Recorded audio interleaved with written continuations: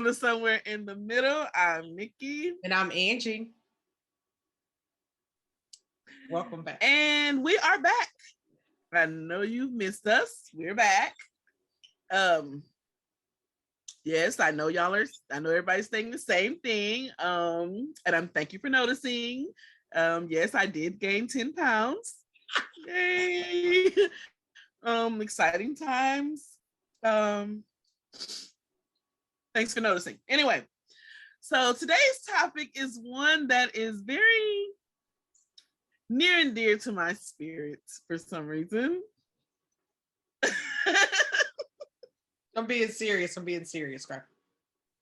Okay, so today we are talking about dating men, and I guess women, who have been incarcerated. Former felons, you might say. Maybe they were recently released or, released in the last couple of years or so and, figuring things out.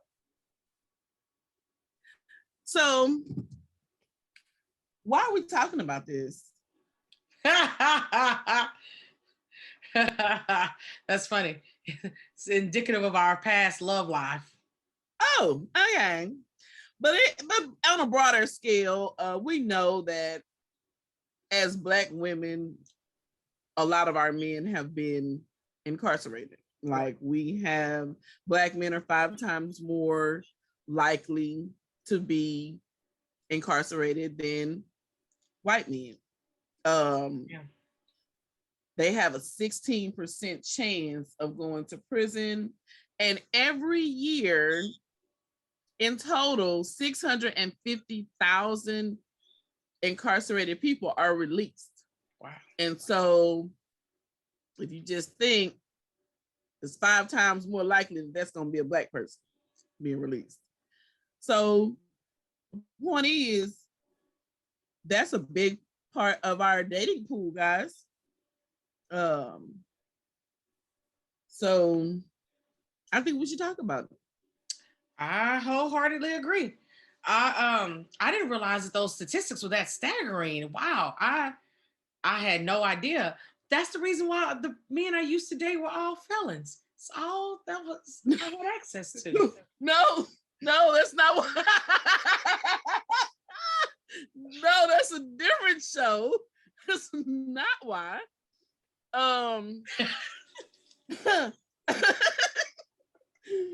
Yeah, that's a different show. I have dated some, definitely not most of the men that I've dated though. I think as somebody, a professional, much like yourself, we do have quite a few options that are not. I think you were just choosing those ones. But anyway, but whatever. Another show for another day. Okay. Well, anywho, personally, I have had a significant relationship with somebody who had been out of prison not very long. Yes. And I feel, thanks, Angie. You're welcome. Right. I feel that there are definitely some pros and some cons related to it. I will say that the cons in my personal relationship, I don't think had a whole lot to do with the fact that the person had been in prison. I think aside from maybe an unrealistic expectation that they maybe had, but aside from that, I think the pros far outweigh the cons, if that makes sense. The cons, get it? It's fun. This one here. No, I wholeheartedly agree. I think people forget that these men and women are humans, and some of them were incarcerated unjustly. They were, incarcerated for being poor. They were criminalized for being poor.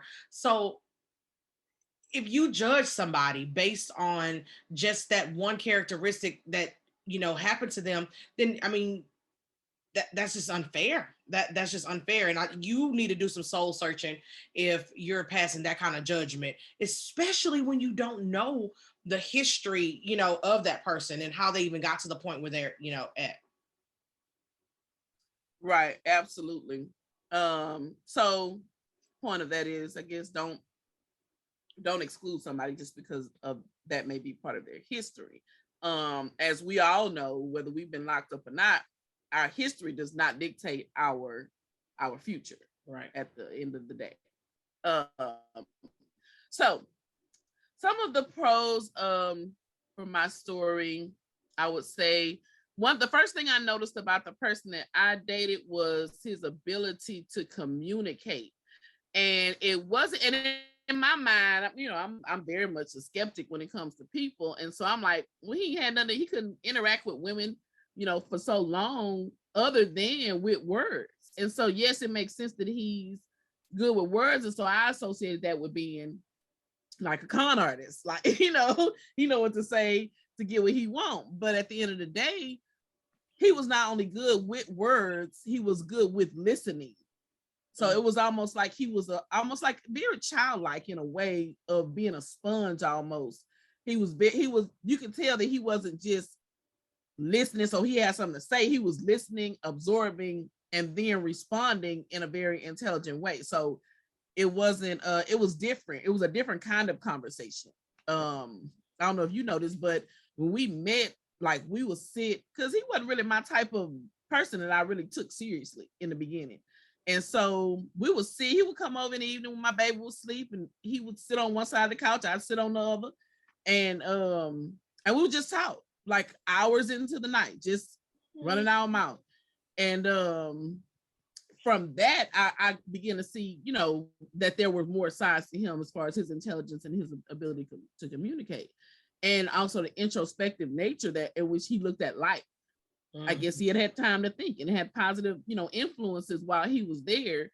And so you could just tell that he had a perspective of life that a lot of men, I think, hadn't really seen, as far as understanding how he got in his situation and, I guess how to move forward. So anyway, did you see anything like that? Your experiences? Yeah, absolutely. Some of the people that I've run across in my past, they had a different kind of zest for life. Like they were appreciative of stuff. I dated a guy who was not a felon, and I would cook and stuff for him, and he'd be like, this. Didn't you cook fish yesterday? Dated a dude who, was previously incarcerated. I'd cook, oh baby, this is the best thing ever. Like the appreciation that they had. I suffer with psoriasis. So I would go down to the beach, once a week and, bathe in the sun and the salt water. And it used to work. My ex-boyfriend would always want to go with me. Oh, let's go beach, packing up the cooler, like the energy that they exhibited about just some of the smallest things. Then I had a boyfriend who'd be like, you want me to go to the beach? I don't want to go to the beach. I got things to do. So it was definitely a difference of their appreciation factor of life that I used to love about it.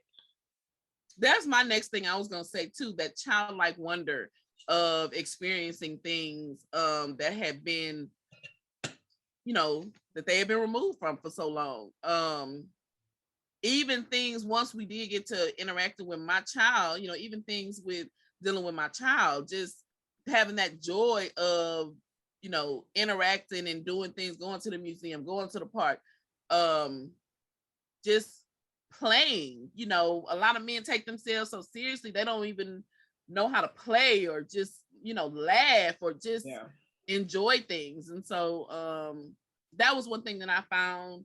And it's not everybody, obviously. It's not everybody, because you do have those who come out and they're like, they've been more institutionalized. I think if you can find one who has had either good experiences there or just always had a connection to the outside, I think that has made a big difference for the people that I know personally. Yeah. People who always had that connection to their family or somebody who looked out for them on the outside, something to look forward to, to where their mind was not just in prison the whole time of that is their whole life.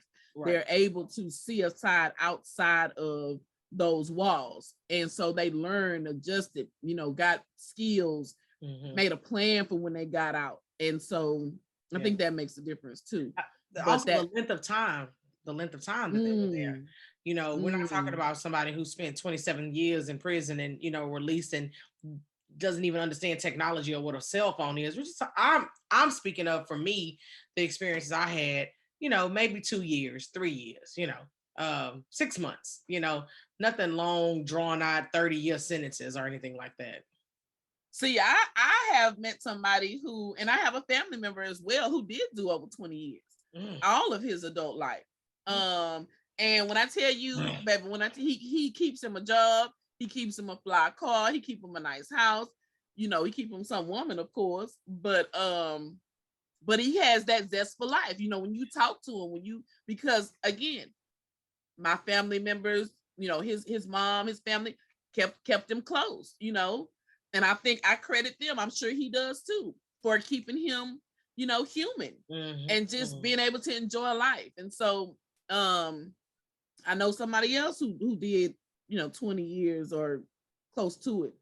And again, just if you met him, you would just see, a hardworking guy who came out, mom stayed close to him, family stayed close to him, and, loves his mom and goes to work every day. And, and so I don't, for me, I haven't had that experience where, if it was a long time where they were worse off. But again, every individual, you just have to look at the individual. Right. You wasn't dating your cousin, your uncle, or whoever it was. You weren't dating them, so you see them in a different capacity than a potential life partner. But yeah, facts. I just see him when I talk to him, and he just always has that smile on his face. He's always trying to help somebody. He always trying to look out for somebody. And so anyway, but you do have those cons. You do have those. Cons. He's saying that. This one here, the little thing make Nikki happy, right? Puns. But yeah, some of them are going to be in that same mindset that sent them away. Some of them are gonna be so jaded and so negative to the point where you can't get any enjoyment out of them, and they'll try to drag you down. So we don't agree with that, right? Yeah. Okay, so you summed that up so good. When you said that, I kept thinking, like, it's men out here who have never been to prison who will try to drag you down. Like, that's what I was gonna say. Basically, the moral of the story is you got to weed through them just like you have to do anybody else at the end of the day. We're just saying, don't let the fact that they do have a criminal history, a criminal past, or have been incarcerated be the determining factor to where you won't give them a chance. As women, I think a lot of times we get so caught up in we don't need a man, and we really don't, but at the end of the day, if there's a chance of you building a bond or a connection with somebody, I don't care if it's a long-term friendship or anything, just a connection with another human being, whether they've had a criminal past or not, I think you can. But I'm also saying to use your common sense, though. So if he was incarcerated for, raping children or something like that, and you have small children at home, he can't stay in the home with you anyway. But I'm not saying, be irrational. There's some things that just don't require an explanation. But I guess I feel like we should give the disclaimer. Absolutely. There are some very bad people who walk this earth. Some of them have been caught, some of them haven't. You got to keep your eyes open regardless. Your kids, watch your kids. I'll let stepdaddy, baby, look here. I'm talking about, be very careful. Very careful. Oh, it just breaks my heart. And we're going to do some shows on that too. Oh, don't be so hard up for love that you letting somebody that don't be trying to give somebody a chance and you know they're not a good person at the end of the day. Facts. Okay, so that pretty much wraps up what we want to talk about on that topic. If you do want more information about, possibly dipping into this pool of dating possibilities, personal friends and acquaintances, I think, are a good place to start. If somebody say, hey, such and such, But there was something that we were supposed to tell our viewers. Do not solicit the people who are currently incarcerated. If you sign up for prisonpals.com, now listen, send us a DM and we'll talk to you offline. We'll have a one-on-one. Now, we're not talking about actively seeking people who are incarcerated. We're talking about meeting people who have been incarcerated, who are now out in the free world, existing, living, and you run across them and you're trying to develop a relationship. Do not go seeking men in prison. That's a whole Please do not. That's a whole different animal, guys. And that's a whole different set of mental health issues that you may be suffering with. Right. And again, we can help you try to find somebody. Seek therapy. If that's what you're looking for, I would suggest possibly getting into a therapeutic relationship for a couple of years first with a professional. Right. Yeah. I mean, if you want a pen pal or just to write somebody, change your zip code on these dating websites to, the East Coast or, opposite of where you live. If all you want to do is chat with somebody, it's somebody out there that'll be willing to chat with you online. Yeah, but they ain't got to be in prison, guys. They might be, in Africa. But they're gonna tell you, hey, beautiful every morning, though. I'm talking about don't send them any money. Okay. Certain things you got to do. Definitely catch our red flag series, guys, before you date anybody if you've had some questionable past experiences. All right. That pretty much wraps that up. Please comment, like, and subscribe. Let us know if you've had any experiences with dating men with prison experiences. Let us know how it turned out for you. Yeah, we'd love to hear about it. Absolutely. All right, guys. We'll see you in the next one. Thanks for watching.